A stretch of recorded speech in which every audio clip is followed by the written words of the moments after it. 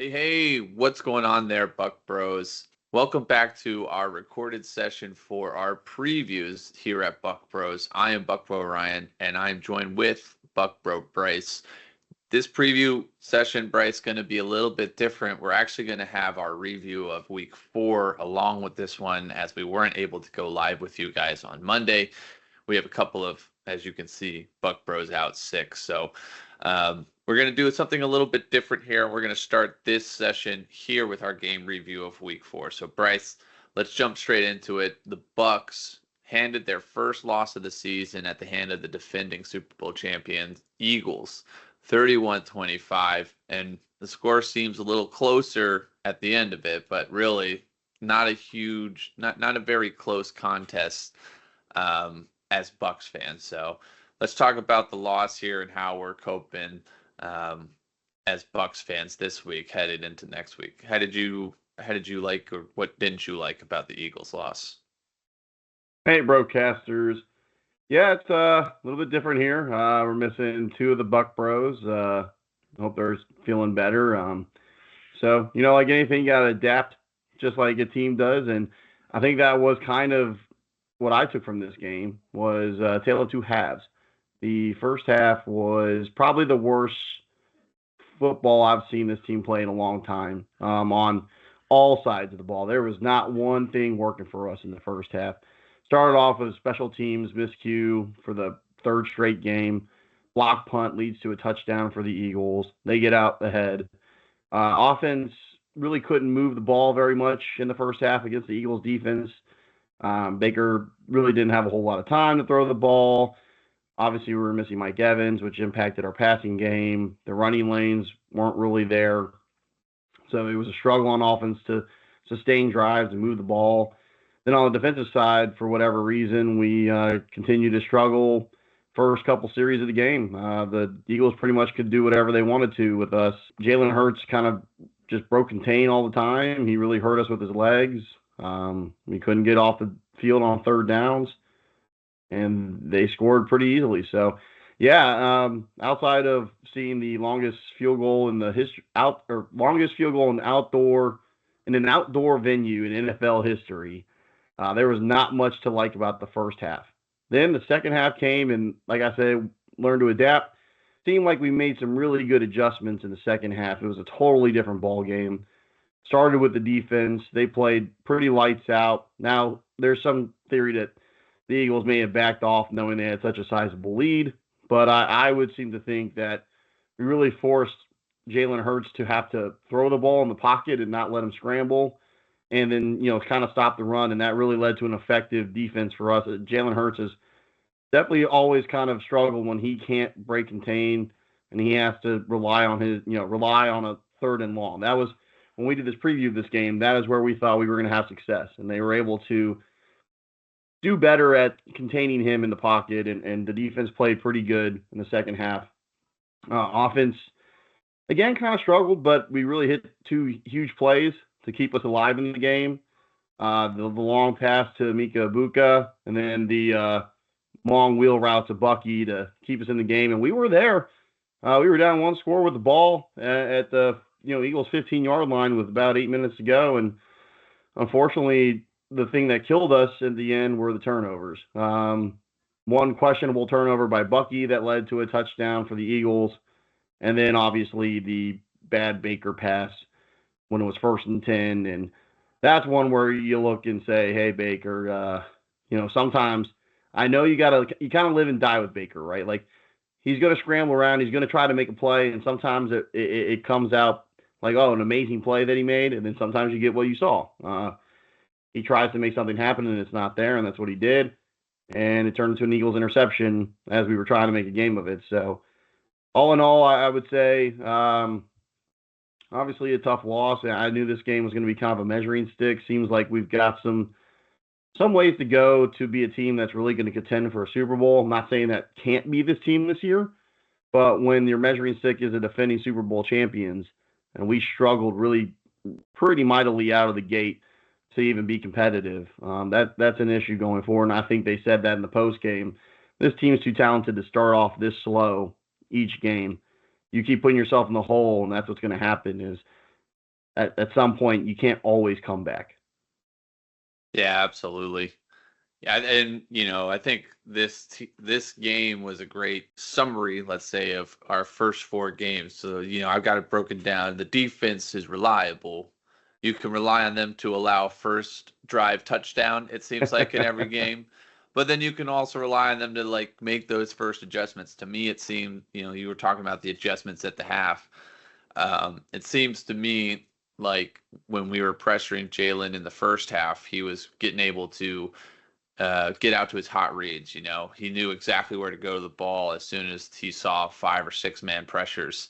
It seems like in the second half we were able to make him think a little bit more. We started getting home to him a little bit. Vita Vea had a few sacks, so it seems like whatever adjustments were made to contain Jalen, not just physically but also contain him um, within the playbook, so that he wasn't just allowed to hot read out of the blitzes that Todd Bowles was bringing up. So, I think over the first course of the four games, the defense has been somewhat reliable. They're a little shaky to start, but then they are settling in and they seem to have, that Todd Bowles identity. That's what I'm trying to say.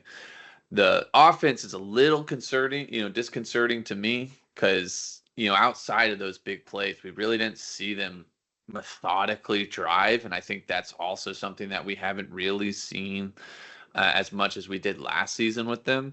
So they're somewhat reliable. They can put points on the board. We got 23 points. Well, yeah, 25 technically, I guess. But offense was able to score a little bit, and you got to trust Baker. And what I really do like about the offense and this team is it doesn't give up any fight at all. They'll fight to the last second. I think we've seen that over the course of the four games. And then the worst of the worst, obviously, is the special teams. Outside of Chase McLaughlin having the 65-yard field goal, I think any Bucks fan now, after four games, dreads watching a punt from this team, dreads watching kickoff returns from this team. I will say Cam Johnson was kind of very good. He had some very good returns, but oh my God, the special teams have to get better. They're completely unreliable as as a phase of the game. And if we want to go anywhere, also, we can't get out to slow starts.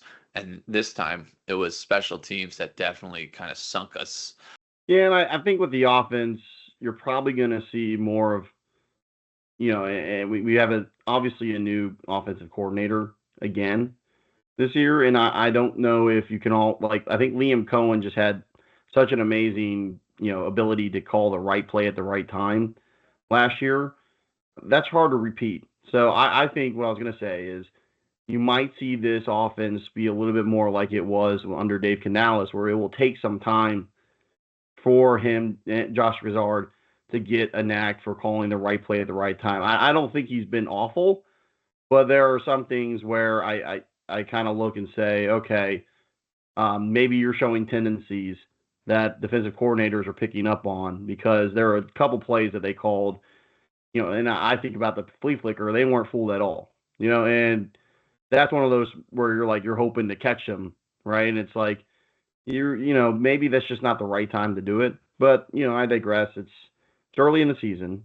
I think if you look big picture, if you ask any Buck fan, hey, we're 3-1 with a win over Atlanta, leading the division, and the only loss you had was to the Eagles, would you take that? And I think 99 out of 100 Bucks fans would say yes. So, but I agree, special teams has gotta be addressed. I think I saw that they are bringing in another punter to try out, to give some competition to Riley Dixon. I don't think he's the whole problem. He's a part of it, but I'm with you. There's just there's a lot for this team to clean up, and hopefully what we won't see, like it's been over the last two seasons, where we go into this midseason slump. And I know injuries are starting to pile up too, which is a concern. But that's something I'm hoping we can work around and really, fight against, and try to at least get a couple wins here and keep pace before we get to the back half of the schedule, which is a little lighter. Yeah, I agree with you that 3-1 you got to think the majority of Bucks fans, if not all Bucks fans, are happy with that, especially the way that that 3-1 is materialized. Like you said, the loss to the defending Super Bowl champions, who are 4-0 and look every bit the part of a defending Super Bowl champion. So, I think you're happy with where you're at, and now you're looking for that next quartet of games. And let's look at the next game on the schedule now for that quartet. We're going to Seattle to face the Seahawks, also 3-1 after a very tight win against Arizona on Thursday night. So this is another, tough opponent, tough matchup for us. This time not at home, and the Seahawks look pretty stout on defense, and they seem to have the game management style with Sam Darnold on offense. So this looks to be another, tough as nails kind of game that we have on the schedule. And as you said, we're looking to not get into that hole of the midseason that we've grown accustomed to the last couple of years with the Bucks. So, what do we need to do against Seattle, and how do you see that game shaping up so that the Bucks can go and 4-1 and start at the next quartet of games on the right foot here? Yeah, I mean, obviously a road game in Seattle is going to be a very tough environment to play in. That stadium is one of the loudest, if not the loudest, in all the NFL. And it's a cross-country flight. So this is just a tough circumstance regardless. And also, mind you, that Seattle played Arizona on Thursday night, so they're coming off a 10 days rest versus a normal normal week for us. So a lot of extenuating circumstances going against us. But let's get to the point. I think Seattle's a decent team. They're 3-1 as well. So it'll be two pretty good teams going head-to-head for the second week in a row. On their offensive side, yeah, Sam Darnold is much more of a game manager, as you said, than an elite quarterback that we're going to face. Obviously, he did pretty well with Minnesota last year, and he's done okay so far with Seattle. Seattle does have some pretty good weapons. Jackson the Biggest Smith, I think I'm saying that right. He's a pretty elite talent. Along, they got a couple other receivers out there. Can't think of their names right now. And then they also have Kenneth Walker as a running back, who's pretty good. So all in all, they've got some weapons. I think their offensive line is somewhat of a weak spot for them. So I think for anything, and this kind of goes with any game really, like for the defensive side of the ball, we just need to stop the run like we've been doing and pressure Sam Darnold. And if we can do those things, I think we stand a good chance to keep it a low-scoring game. On the offensive side of the ball, yes, Seattle has a very good defense. Mike Macdonald was the defensive coordinator for the Ravens before he came over to Seattle. He's definitely kind of installed his identity on that side of the ball. They play aggressive. They play very tight coverage. So it'll be hard again for us to kind of try to sustain drives and get separation. I think, Mike's not going to play in this game again. So we're going to have to see if Godwin can play a little bit better. I know he was shaking off the rust in his first game back after almost a year missing football. Even Amika kind of struggled last game outside of that giant catch that he had. And then, so for the offensive side of the ball, I think what's most important is, one, can we sustain a little bit more of the run game? We've been running the ball pretty effectively. I think it's the third or fourth straight game we've had over 100 rush yards to start the season. So it's not like we're not able to run the ball. It's just, can we run the ball effectively enough to keep it balanced? And then secondly, I think the biggest one that we saw is no turnovers, no special team errors. If you have those again in this game, it's going to be hard to win this game. It's going to be hard to win this game error-free. But at least if you are error-free, you keep it manageable, and you can hope that you can, make those right plays to keep, to win the game. If you're making errors and mistakes and giving them points off of turnovers, it's going to be very, very challenging to win this game. And I'll say what they said. Maybe this time we can start fast. How about we take the ball and go score first? That was something we did really well last year. It was we always kind of got out to a lead. We seem to be able to be the ones to throw the first punch, not take the first punch. This year seems to be a different identity. So maybe we can turn that around, get out to an early lead, and be able to play more aggressively on the defensive side of the ball, which Todd Bowles likes to do. So those are those are my keys to the game if we hope to leave Seattle with a victory. Yeah, I like that. I like the because the team identity definitely has shifted. We're definitely kind of Homer-esque when he goes to boxing. We're just taking a bunch of hits and just staying in the rink for now and winning by default there, just letting them tire themselves out. So I had two marks: one offense, one defense. Offense, I'll start because you said it already. No turnovers was the big one for me. I feel you know like you said, we're not playing perfect, and that lack of perfection is definitely not going to be helped by any costly mistakes. So, we're the type of team that, we're playing at a razor thin edge right now, and any type of turnover definitely does not help us perform over that thin edge. So I've got no turnovers for the Bucks offense, and I feel like we will still put up points for the defense. Um, I feel like this Seahawks, like I said, there's game management. Um, Jackson Smith and Jigba, very good third down receiver. So I said, get off a third down. So we can't allow them to extend drives and chew up clock. I feel like we're going to be successful during the run. I know Kenneth Walker's really good, but they don't seem to be as good as they were in the past with him on the run game. So I think it's all making sure that we limit their drives as much as we can. If we have a third down opportunity, we got to get off the field so that our offense can get operating again. So no turnovers, get off on third down. Those are my two big points. If we want to beat Seattle and go in there, I mean, really, you don't have to play perfect. I think that's the beauty of this team. You don't have to play perfect. You can make mistakes, and the team has a knack for playing in pressure, but you can't make the giant mistakes. And we just made way too many mistakes against the Eagles. Any mistakes like that against Seattle are going to be capitalized, especially in their house. So don't have to play perfect. Don't have to play mistake free, but you can't make those giant game costly mistakes. You have to, make sure that you're keeping the game as clean as you can. Yeah, 100% agree. And thanks for clarifying. Jackson Smith and Jigba. And Jigba. And also they have Cooper Kupp as a receiver. That's it, Cooper Kupp.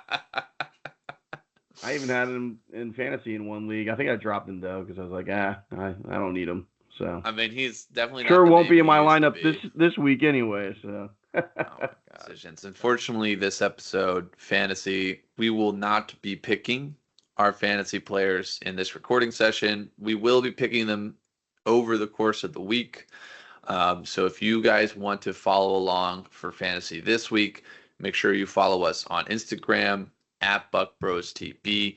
You can also follow us on TikTok at BuckBros11 if you want to if that's your social media of choice. So make sure you're following along with that. The picks will be up there, and our current standings will be up there on those social media platforms. So look for that. So for the review sessions, I like to do a little 50 season flashback. The Seahawks and the Tampa Bay Bucks, I want to say, have faced 15 times. I think we're 6-9 overall against the Seahawks. There are 6 wins to choose from. I wanted to choose this one as I think it was the most slept on Monday night game of all time. We played the Seahawks back in 2008 and won 20-10 with Jeff Garcia at the helm. I'm sure all Bucks fans know the 2008 season where we started 9-3 and then absolutely fell out of the playoffs by losing our last 4 games. But I want to see if you know why the 2008 Monday night game was so slept on. From what I remember about the 2008 Monday Night Football game was also game 2 of the ALCS Braves versus Boston. And I think Red that Sox. was game 2 where BJ Upton had a sac fly that got the runner in. I'm trying to remember who the pinch runner was on third. It was one of those like Desmond Jennings kind of guys that, had that speed. But he was able to score, and we took a 2-0 lead on Boston, I think, in that series. But anyway, that's what I remember is I was simultaneously watching both games in my apartment in Gainesville. Yep, that's exactly. It was the ALCS was on, so everybody in Tampa was too busy watching the Rays. I also had both games on, but I remember definitely having more attention to baseball. I don't even watch baseball anymore, but that year you were definitely watching the Rays. So that was a magical season for the Rays. So I don't blame people for tuning in more to that game than the Monday Night Football game against Seattle. I was thinking more recently, the last one we had against Seattle was in Germany. And we're here in October now. We're right in the middle of Oktoberfest. So that's fair. It's pretty appropriate, in my opinion, to go back and first NFL game ever in Germany, and the Bucs were participating. And I remember Rashad White had that, massive angry run where he threw down the defender, almost, just put him in the grave. And then we tried that like fake pass to Tom Brady that got picked off. Those are the two highlights I remember from that game. But I do remember we won. So that's always a good experience. 21-16. That's right. I forgot. Yeah, Germany, Oktoberfest. I don't know why I didn't pick that one. Hey, I either game works for me. And then the other Seattle win I remember was the year they had the Marshawn run against the Saints, but like a couple games prior to that, it was 2010, and LeGarrette Blount did one of those jump over the guy runs in that game, and we just blew out the Seahawks, and we were in contention for a wild card spot. We didn't end up getting it, obviously, but that was a fun season for the Bucs as well, with Atlanta's now coach Raheem Morris. Youngry. They were so youngry back then. Stats are for losers. All I know is I'm looking forward to the uniform matchup for this game. Yeah, that'll be cool. We're going back with the alternate whites, right? And they'll have they're going to wear their 76 uni, and we're going to wear our 76.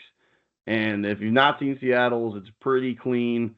I mean, Seattle in general has pretty nice. Well, their old uniforms are pretty nice. I don't know about the new ones, but their color scheme is nice, and it'll look very cool watching that game. I wonder if CBS will do what they did, I think, last week, where they were like having like old 70s like coverage on the screen, like for the players' names and stats. Yeah, immerse it. Yeah. That'd be pretty cool.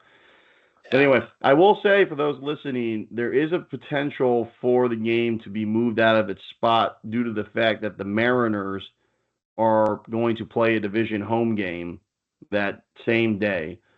So it could potentially be even a later start time than 4:05. So make sure you are paying attention to any scheduling changes. And personally, I would like for it to push back, because then I'll get done with my Oktoberfest gig in time to watch the whole game instead of half the game. That's why you wanted an Oktoberfest game. Yeah, exactly. Shameless plug. Apple Strudel Band, $3 Brewery, be there. All right, Buck Bros. That's it for this episode. Thank you for staying with us. Again, sorry about the live episode. We wanted to get out Monday night. Just couldn't make it happen with John and Zach out. But we'll be back with you guys next week, both with live and with our review of this upcoming game that we just previewed, the Seahawks versus the Bucs, October 5th in Seattle. It'll be one hell of a game, and we can't wait for it. Until then, though, all we have to say is go Bucs. Go Bucs. Or the Bucs coming in at +3. Bucs coming in at +3. So we're dogs. Yeah, but dogs, +3 at an away game. That's a toss-up. Pretty even. Pretty even, yeah. Go Bucs. Go Bucs.